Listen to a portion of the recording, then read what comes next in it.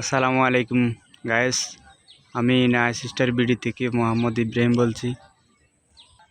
নোয়াখালী সুবর্ণচর উপজেলা জলবদ্ধতার কারণে আপনাদের কি সমস্যা হয় একটু বিস্তারিত বলেন।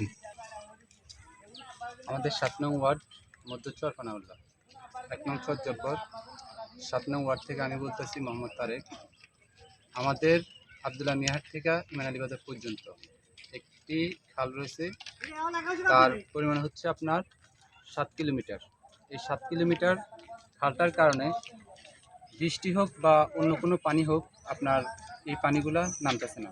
কারণ এই খালটাতে আপনার অনেক ময়লা আবর্জনা হয়ে রয়েছে। তো আমাদের নতুন সরকারের কাছে একটাই দাবি যে আবদুল্লাহ মিয়াহাট থেকে ইমান আলী বাজার পর্যন্ত এই খালটা আপনার খনন করা হোক, এবং এই পানির কারণে আমাদের শ্বাস এবং অন্যান্য পুকুরের প্রজেক্টের মাছ সব নষ্ট হয়ে যেতেছে। তাই আমরা একটাই দাবি আমাদের, যে এই খালটা পরিষ্কার করানো হোক।